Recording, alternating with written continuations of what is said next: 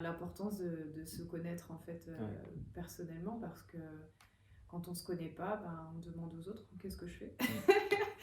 Tu fais le clap ou tu le fais? Non, toi. C'est parti. Bonjour Aurélia. Bonjour. Merci d'avoir accepté notre invitation pour ce podcast. Merci à toi. Je te remercie énormément. Aurélia est coach aujourd'hui avec une ancienne vie en tant qu'avocat fiscaliste et dans les RH. On y reviendra. Mais tout d'abord, j'aimerais te poser ma question favorite avec laquelle je commence toujours ce podcast. Comment te définis-tu en tant que personne?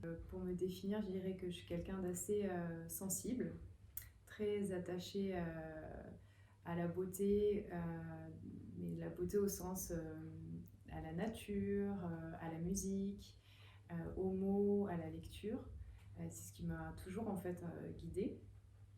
Après, de manière comme on va se présenter de manière un peu plus rationnelle aussi. Donc, je m'appelle Aurélia, j'ai 35 ans, je vis à Paris.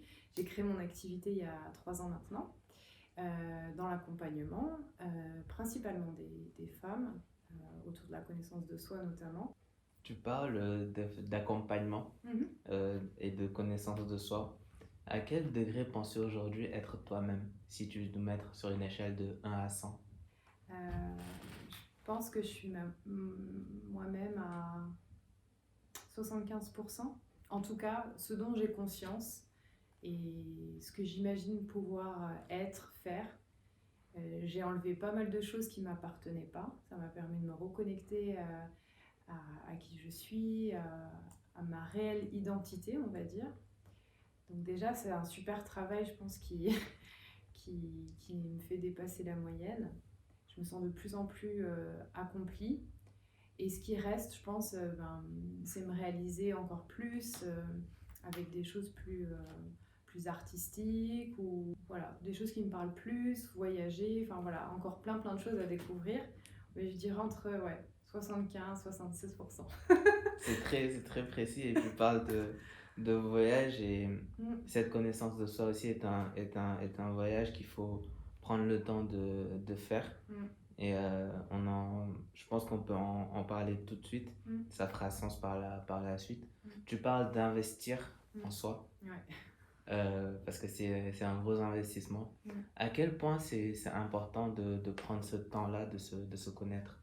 Pour moi, franchement, c'est vital en fait. Après, ça n'engage que moi et tu vois, je dis pas à tout le monde de le faire. Mais je pense que c'est crucial. Encore plus si on a l'impression qu'on a du mal à se connaître, à comprendre ses besoins, si on ne se sent pas vraiment équilibré. Pour moi, c'est le meilleur investissement qu'on puisse faire. Et il y a beaucoup d'études sur les gens qui sont proches de la mort et on leur demande ce qu'ils regrettent. Et c'est très souvent lié en fait, à des choses qu'ils n'ont pas accomplies ou des rêves qu'ils n'ont pas réalisés, où ils n'ont pas écouté leur petite voix, où ils sont mariés avec la mauvaise personne, enfin plein de choses comme ça qui, je pense, peuvent être évitées ou limitées quand on prend le temps de plonger en soi, comme tu dis, et d'investir sur soi. L'expression souvent de cette naturalité entre guillemets profonde, on prend souvent l'exemple des enfants, on les voit tomber, se relever, y retourner. Ce détachement-là envers des constrictions que, au final, la société nous impose au fur et à mesure de notre vie. Je dis ça, mais pour te poser cette question suivante, qu'est-ce qui te reste à toi de ton âme d'enfant?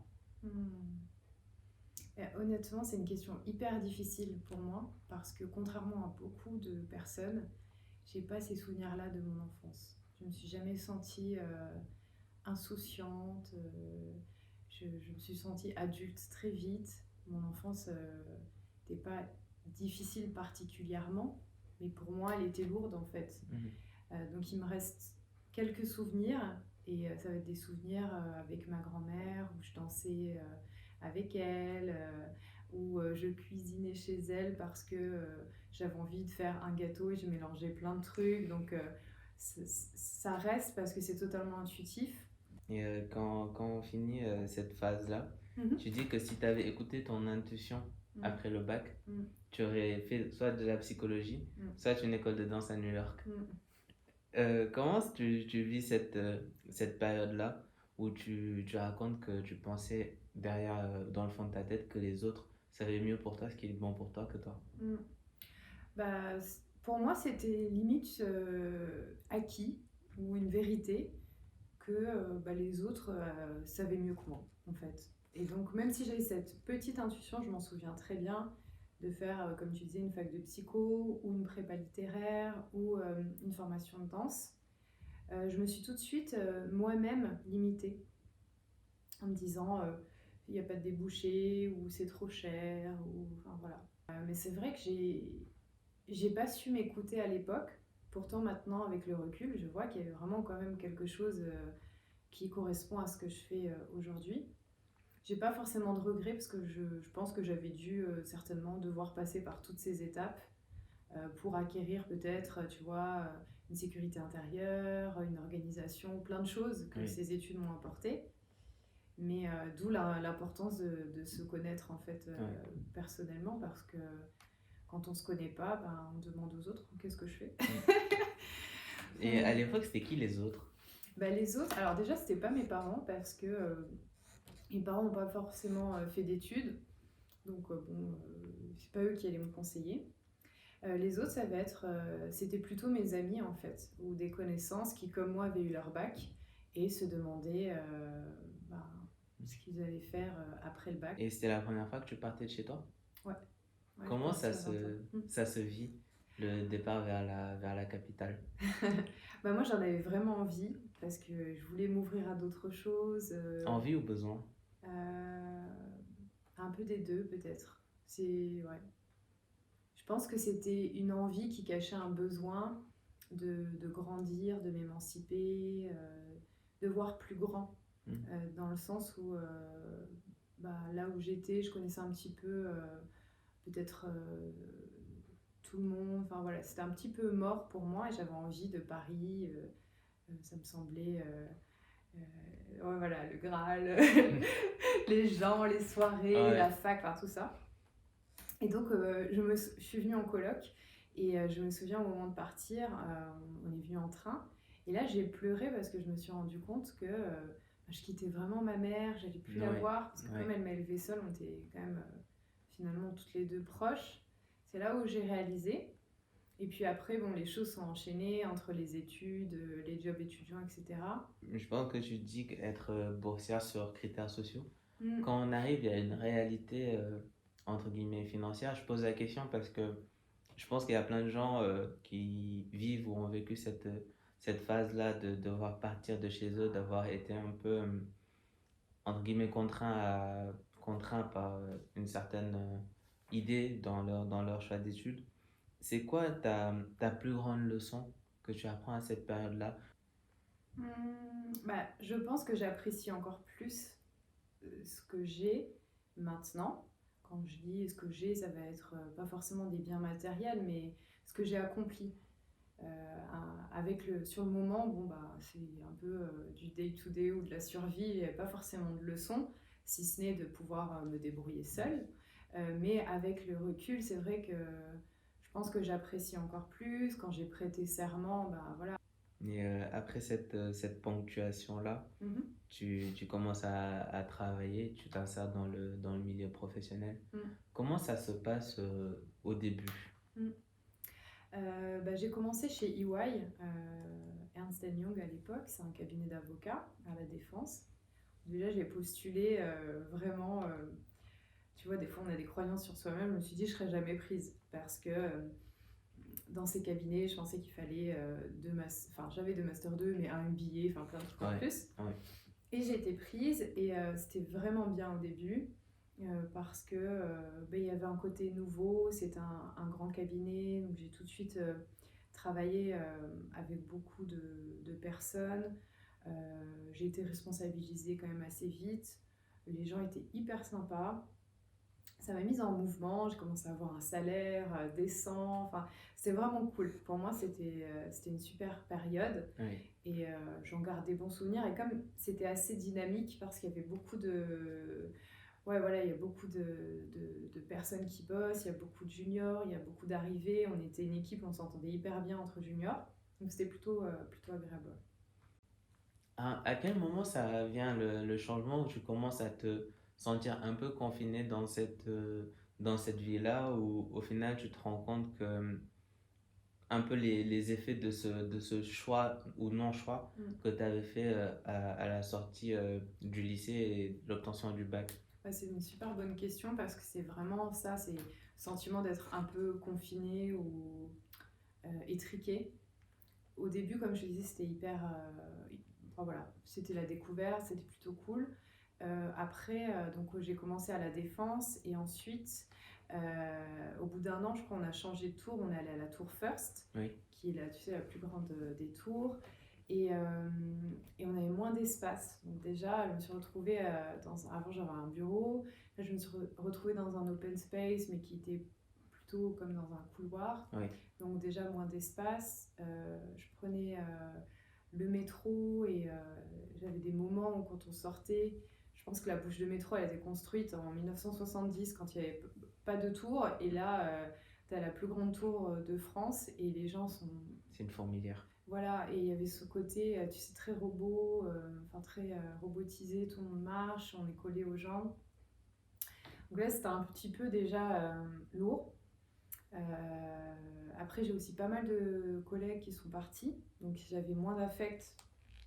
Des personnes qui étaient arrivées en même temps, qui sont parties, donc tu vois, ça avait moins d'ambiance. Et puis, comme j'étais en fiscalité personnelle, on avait aussi beaucoup de boulot pendant les saisons fiscales.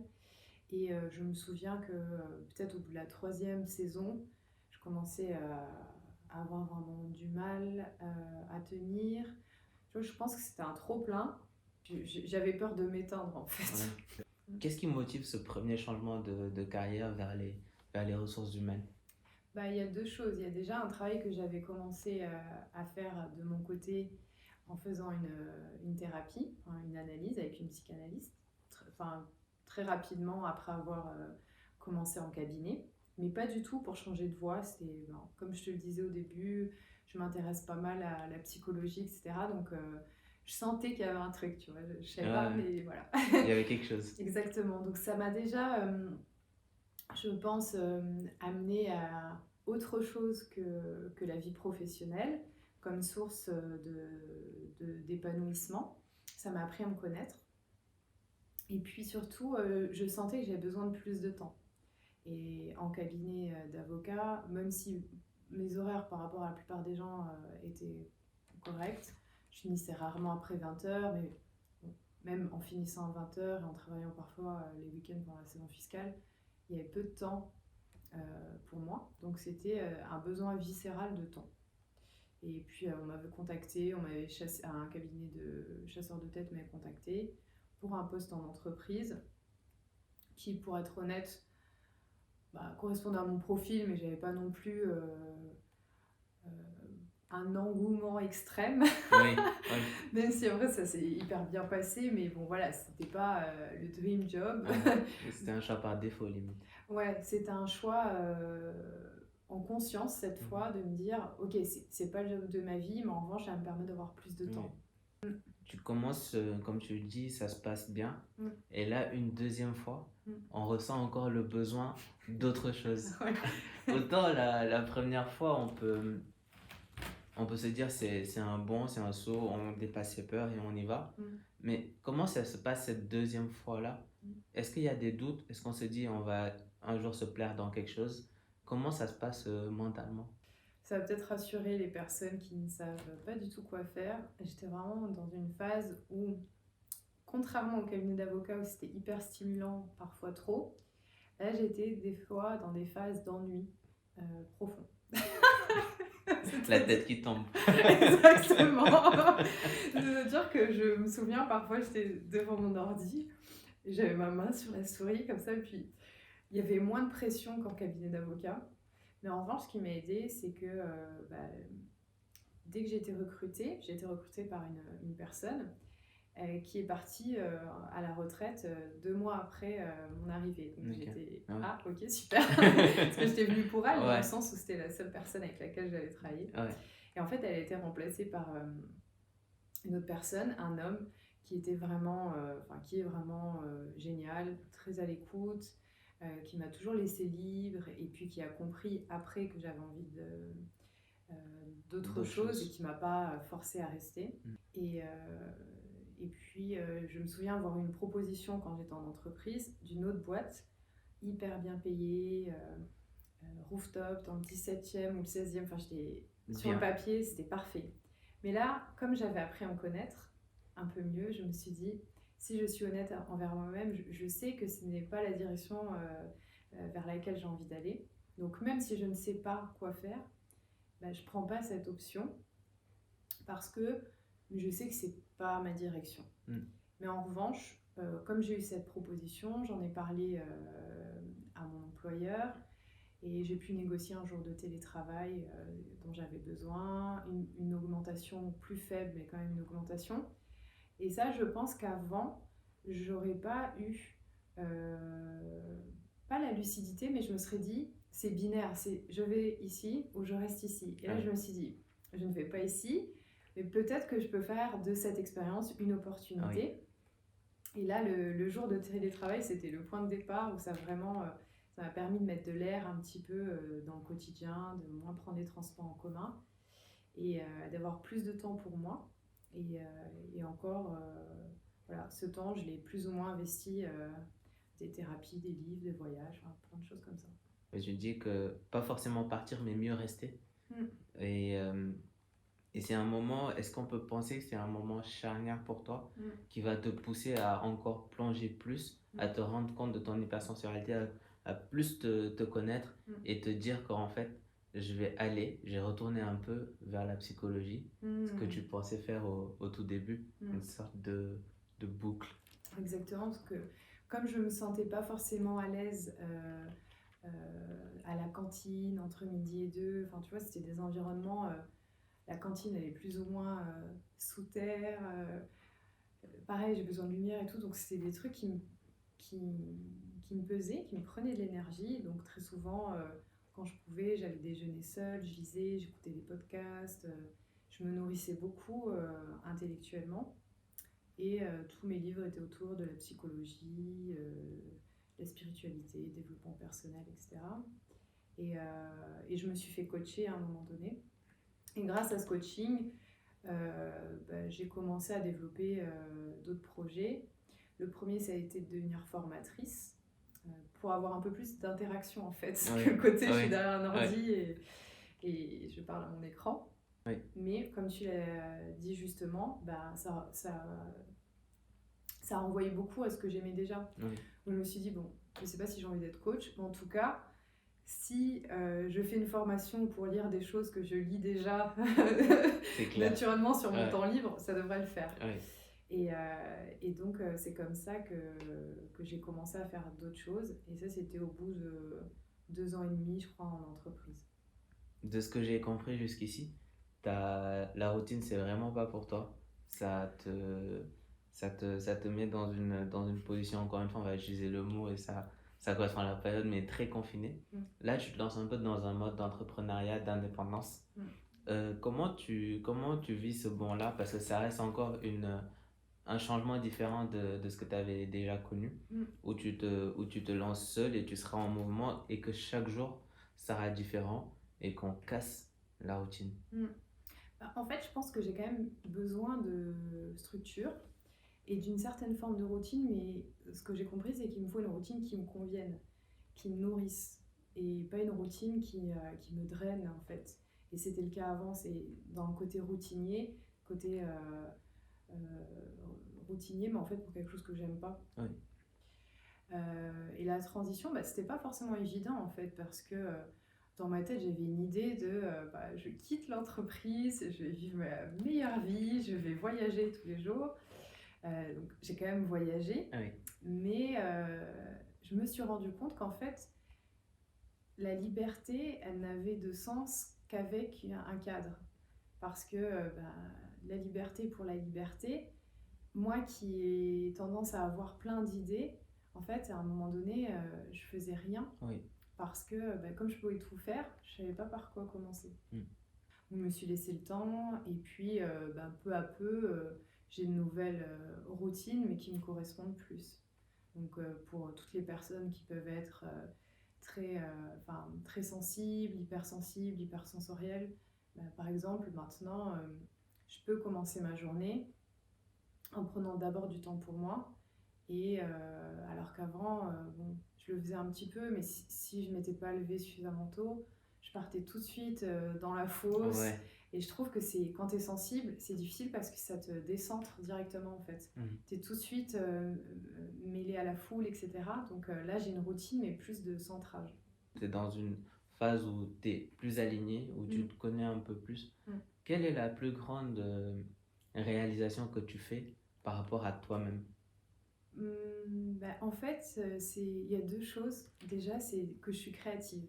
Et aussi, le deuxième, ça a été de réaliser qu'en fait, ce que je vivais, ce que je ressentais, pouvait intéresser les autres. Oui. Tu fais cette réalisation-là. Tu disais tout à l'heure que ton, on va dire, ton patient, je sais pas si tu appelles des patients, des clients, parce que c'est pas de la maladie. Ton client type, c'est une femme. Plutôt, ouais. C'est plutôt une femme un peu dans la quarantaine qui est en reconversion. On parlait tout à l'heure on avait appelé ça empowerment. Tu as utilisé un terme pour des femmes aujourd'hui. Qu'est-ce que tu penses, au vu sur ces dernières années, a changé dans la mentalité globale des femmes à ton niveau? Quelle lecture t'en fais?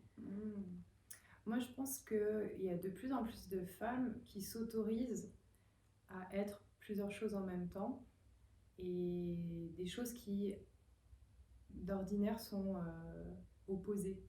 C'est-à-dire, si tu es sérieuse, t'es moche. Oui.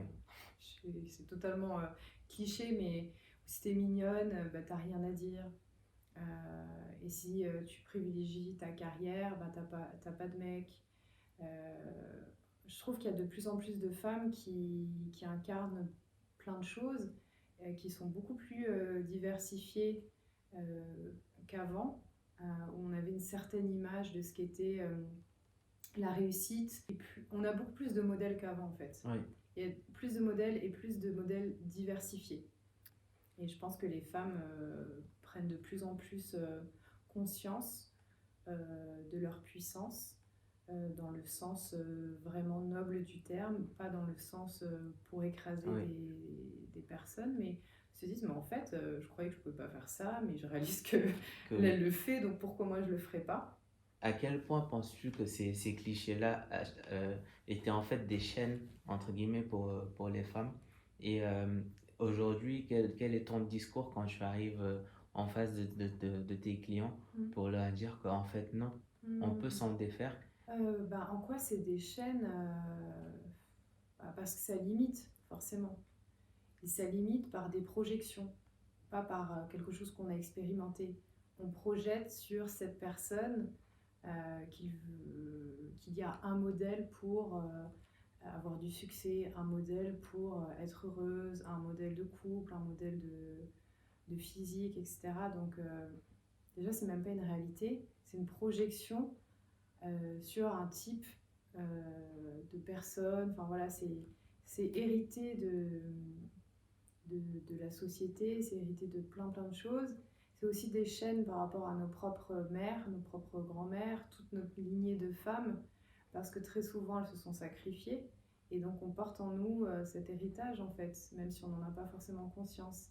Et c'est important en fait de réaliser que très souvent les femmes se limitent, non pas parce qu'elles ne peuvent pas faire ce qu'elles voudraient faire, mais parce qu'elles-mêmes, de manière inconsciente, elles se limitent par loyauté envers leur mère, par exemple. Oui. Mais on n'en a pas conscience, en fait. Très souvent, on a peur, finalement, d'être puissante, on a peur de dépasser notre mère. Donc, il y a tout un héritage, en fait, à la fois culturel, aussi de la société de consommation, qui nous donne des cases et qui nous dit, t'es ça ou t'es ça. et ça on s'en défait, mais aussi l'héritage en fait vraiment, je vais te dire dans les cellules en fait, Bien ancré. ouais, qui est inconscient, qui est imperceptible et des fois qui est encore plus sournois parce que comme on le verbalise pas, bah, quand on en prend conscience, on se dit ah d'accord, Ouais. en fait ça fait des années que je me limite Ouais. parce que j'ai pas envie de trahir ma mère ou ma grand-mère. Donc ce que je leur dis, ça va dépendre vraiment des Des cas. personnes. En tout cas, ce que j'ai constaté sur mon propre cheminement et ce que j'essaie de transmettre, c'est que il y a plein de choses qui nous appartiennent pas et que l'on croit.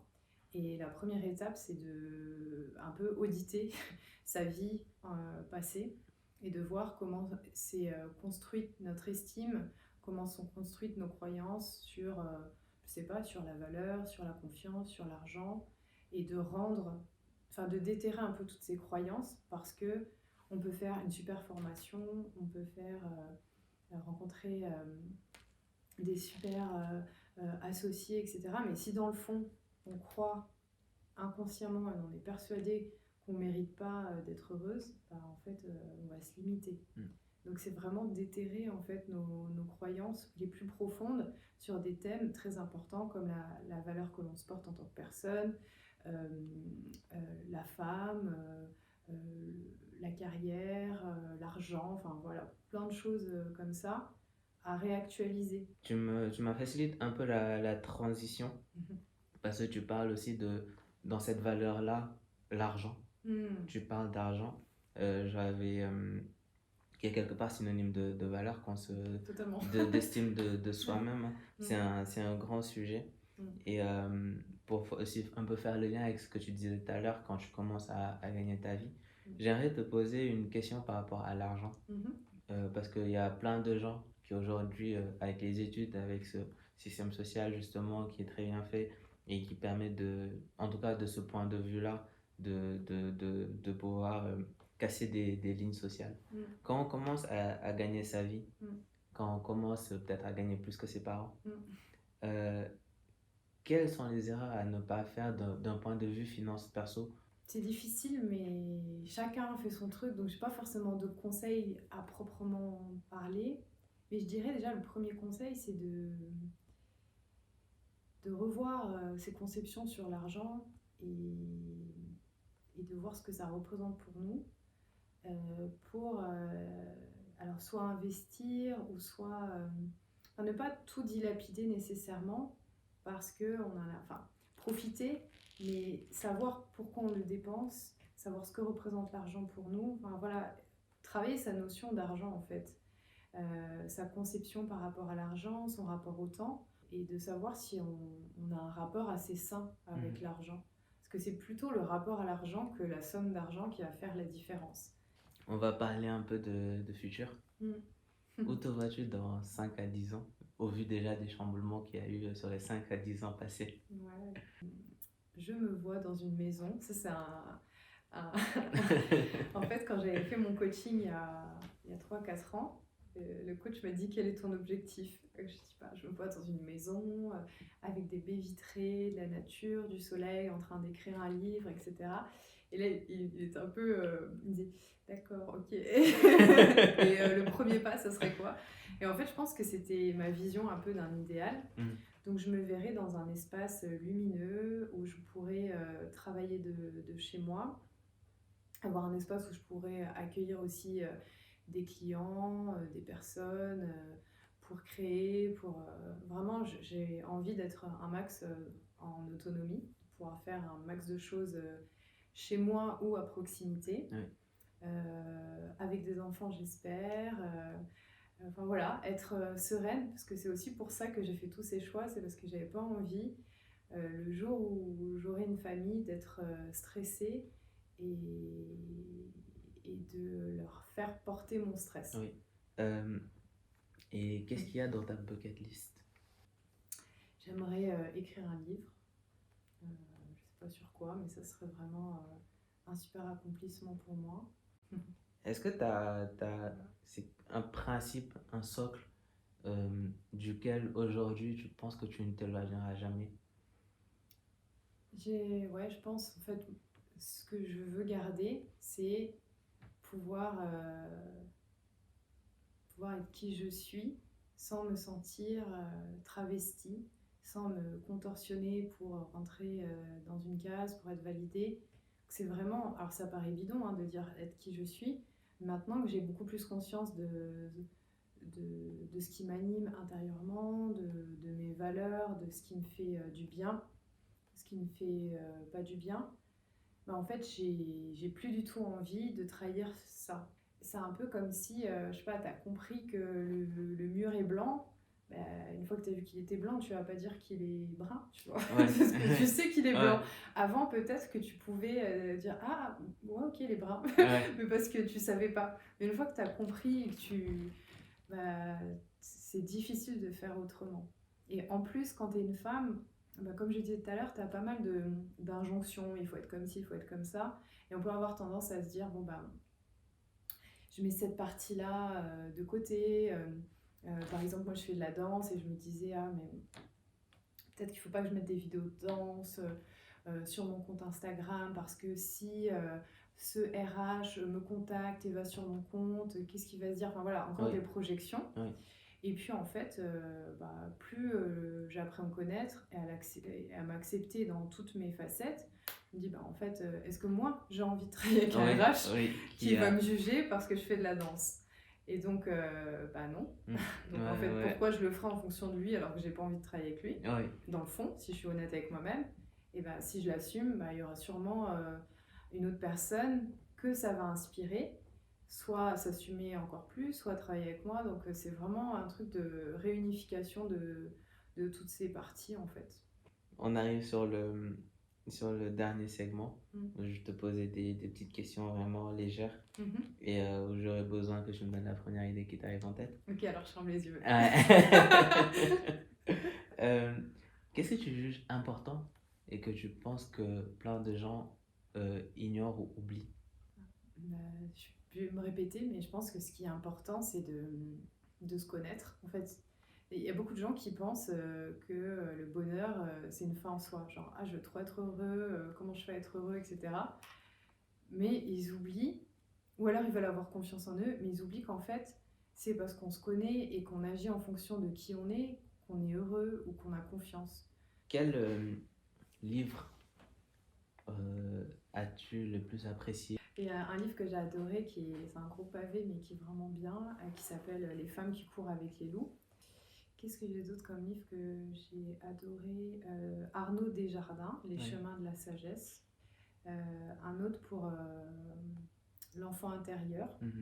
Ça s'appelle Aimer et guérir son enfant intérieur, je crois, de Stéphanie Stahl, c'est une Allemande. Et puis Joe Dispenza aussi, Rompre avec soi-même. Quel artiste ou chanson te replonge dans l'émotion de l'enfance? C'est Lisa Stanfield. C'est parce que ma mère, elle avait la cassette dans sa 205. Et c'était franchement, quand j'entends cette chanson, même encore maintenant, dès que j'entends le début, je suis trop. Ça me replonge. C'est à chaque fois comme si je l'écoutais pour la première fois. C'est Been Around the World. Et dès que je l'entends, je suis là, genre, non, je suis trop bien. Donc ça, j'adore. Janet Jackson aussi.